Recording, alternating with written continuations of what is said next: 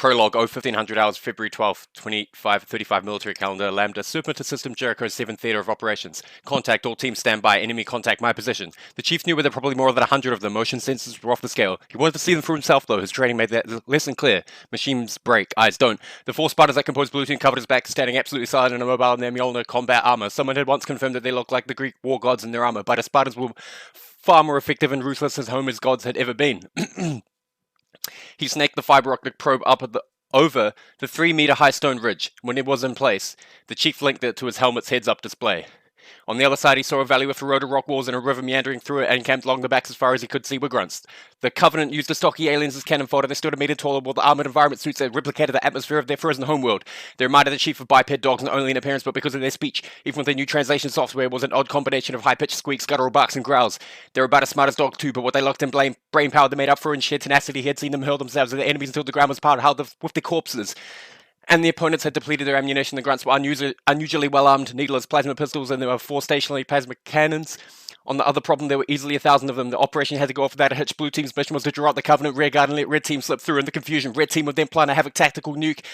When the next Covenant ship landed, dropped its shields and started to unload its troops, they get a 30 megaton surprise. The chief detached to optics and took a step back from the rock wall. He passed the tactical information along to his team over a secure comm channel. 4 of us, Blue 2, whispered over the link, and 1,000 of them.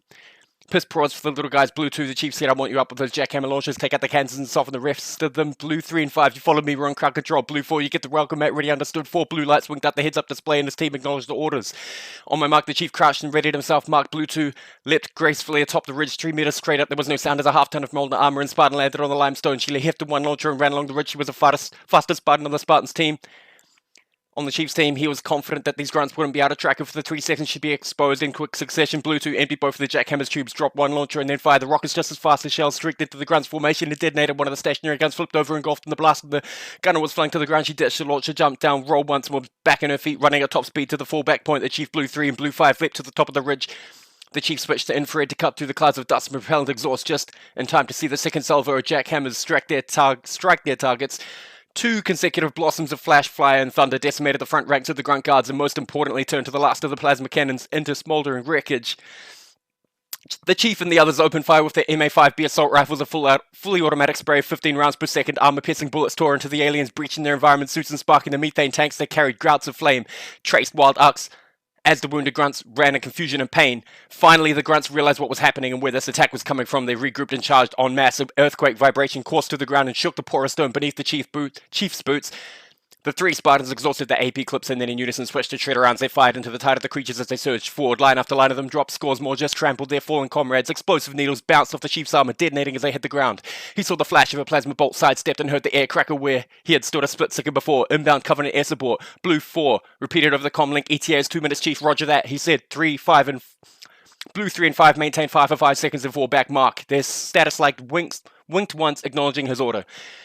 The grunts were 3 meters from the wall. The chief tossed 2 grenades. He, Blue 3 and Blue 5 stepped backwards off the ridge, landed, spun, and ran. 2 dull thumps reverberated through the ground. The squeals and barks of the incoming grunts, however, drowned out the noise of the exploding grenades. The chief and his team sprinted up the half-kilometer sandstone slope in 32 seconds. Flat, the hill ended abruptly, a sheer drop of 200 meters straight into the ocean. The Blue 4's voice crackled over the comm channel. Welcome mat is laid out, chief. Ready when you are. The grunts looked like a living carpet of steel blue skin, claws, chrome weapons. Some ran out on all fours up the slope. They barked and howled, baying for the Spartans' blood. Roll out the carpet, the chief told Blue 4. The hill exploded. Plumes of pulverized sandstone and fire and smoke hurtled skyward. The Spartans had buried a spiderweb pattern of Lotus anti-tank mines. Earlier that morning, sand and metal bits pinged off the chief's helmet. The chief and his team opened fire again, picking off the remaining grunts that were still alive and struggling to stand. His motion detector flashed a warning. There were incoming projectiles high at 2 o'clock. Velocities at over 100 kilometers per hour. 5 Covenant Banshee flies appeared on the ridge. New contacts, all teams open fire. He barked. The Spartans without hesitation fired on the alien flies. Bullet hits pinged from the flyer's chitinous armor. It would take a very lucky shot to take out one of the anti-gravity pods on the end of the craft's stubby meter-long wings. The fire got the aliens' attention, however, lances of fire slashed from the Banshee's gun ports. The chief dove and rolled to his feet. Sandstone exploded. We had stood only an instant before. Globules of molten glass sprayed the Spartans. Banshee screamed over their heads and banked sharply for another pass. Blue 3, Blue 5, theta maneuver, the chief called out. Blue 3 and Blue 5 gave him the thumbs up signal. They regrouped at the end of the cliff and clipped onto the steel cables that dangled down the length of the rock wall. Did you set up the full gases with fire or shrapnel? The chief asked. Both. Blue 3 replied. Good, the chief said. grab the detonators, cover me. The foe gases were never meant to take down flying targets. The Spartans had put them there to mop up the grunts in the field, though you had to improvise. Another tenet of their training, adapt or die. The Banshees formed a flying V and swooped towards them, almost brushing the ground. The Spartans opened fire. Bolts of superheated plasma from the Banshees punctuated the air. The chief dodged to the right, then to the left, then ducked. Their aim was getting better. The Banshees were 100 meters away, then 50 meters. The plasma weapons might recycle fast enough to get another shot, and at this range, the chief wouldn't be dodging. The Spartans jumped backwards off the cliff, gun still blazing. The chief jumped to and hit the detonators. The 10 gases, each a steel barrel filled with napalm and spent AP and shredded castings, had been buried a few meters from the edge of the cliff, their mouths angled up at 30 degrees. When he got the grenades at the bottom of the barrel exploded and made one hell of a barbecue out of anything that got in their way. The Spartans slammed into the side of the cliff. The steel cables they were attached to twangled taut. A wave of heat and pressure washed over them.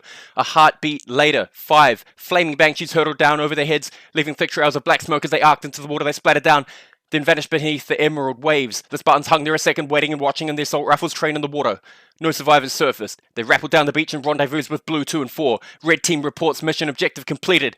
Achieved Chief. Blue 2 said they send their compliments. It's hardly going to balance the scales. Blue 3 muttered to kick the sand like those grunts did when they slaughtered the 105th drop jet platoon. They should suffer just as much as those guys did. The Chief had nothing to say to that. It wasn't his job to make things suffer. Jesse was just here to win battles, whatever it took. Blue 2, the Chief said, get me an uplink. Aye aye. She patched into the SATCOM system. Mission accomplished. Captain DeBlanc, the Chief, reported enemy neutralized. Excellent news. The Captain said he sighed and added, we're pulling you out, Chief, but we're just getting warmed up down here, sir. Well, it's a different story up here. Move out for the pickup ASAP. ASAP, understood. The Chief killed the uplink. He told his team, parties over. Spartans dust off in 15. They jogged double quick up 10 kilometers off the beach and returned to the dropship. A Pelican scuffed and dinner from 3 days hard fighting. They boarded and the ship's engines whined to life. Blue 2 took off her helmet and scratched the stubble of her brown hair. It's a shame to leave this place, she said, and leaned hard against the porthole. There are so few left. The Chief stood by her and glanced out as they lifted into the air. There were wide rolling plains of palm grass and the green expanse of ocean, a wispy band of clouds in the sky and setting red suns. There will be other places for fight for, she said. Will there, she whispered. The Pelican ascended rapidly through the atmosphere. The sky darkened and soon only stars surrounded them in orbit. There were dozens of frigates, destroyers, and 2 massive carriers. Every ship had carbon scoring and holes peppering their hulls. They were all maneuvering to break orbit. They docked in the port bay of the UNSC destroyer Resolute, despite being surrounded by 2 meters of titanium-made battle plate and an array of modern weapons. Chief preferred to have his feet on the ground with real gravity, real atmosphere to breathe, at a place where he was in control and where his life wasn't held in the hands of anonymous pilots. A ship just wasn't home. The battlefield was. The Chief rode the elevator to the bridge to make his report, taking advantage of the momentary respite to read Red Team's after-action report on his display. As predicted, the Spartans of blue, red and green teams, augmenting 3 divisions of UNSC battle-hardened Marines, had stalled a Covenant ground advance. Casualty figures were still coming in, but on the ground at least the alien forces had been completely stonewalled. A moment later, the lift doors parted, and as he stepped on the rubberized desk, he snapped a crisp salute to Captain DeBlanc, sir, reporting as ordered. The junior bridge officers took a step back from the Chief. They weren't used to seeing a Spartan in full Mjolnir armor up close. Most line troops had never ever seen a Spartan. The ghostly iridescent green of the armor plates and the matte black layers underneath made him look part gladiator, part machine. Or perhaps to the bridge crew, he looked as alien as the Covenant. The view screen showed stars and Jericho 7's 4 silver moons at extreme range. A small constellation of stars drifted closer. The captain waving the Chief closer. As he stared at the cluster of stars, the rest of the battle group, it's happening again. Request permission to remain on the bridge, sir. The Chief said, I want to see it this time, sir. The captain hung his head, looking weary. He glanced at the Master Chief with horned eyes. We're very well, Chief. After all you've been through to save Jericho 7, we owe you that. We're only 30 million kilometers out system, though not half as far as I'd like to be. He turned to the nav officer. Bearing 120, prepare our exit vector. He turned to the face. The Chief will stay to watch, but if those bastards so much as twitch in our direction, we're jumping the hell out of here. Understood, sir. Thank you. The Resolute's engine rumbled, and the ship moved off. 3 dozen Covenant ships, big ones, destroyers and cruisers, winked in the view in the system. They were sleek, looking more like sharks than StarCraft. Their lateral lines brightened with plasma. They discharged and rained fire down upon Jericho 7. The Chief watched for an hour and didn't move a muscle. The planet's lakes, rivers, and oceans vaporized by tomorrow. The atmosphere would boil away too. Fields and forests were glassy smooth and glassing red hot in patches. Where there had once been a paradise, only hell remained. Make ready to jump clear of the system. The captain ordered. The Chief continued to watch, his face grim. There had been 10 years of this. The vast network of human colonies whittled down to a handful of strongholds by a merciless, implacable enemy. The Chief had killed the enemy on the ground, shot them, stabbed them, and broken them with his own 2 hands. On the ground, the Spartans always won. The problem was the Spartans couldn't take the fight into space. Every minor victory on the ground turned into a major defeat in orbit. Soon there would be no more colonies, no human settlements, and nowhere left to run.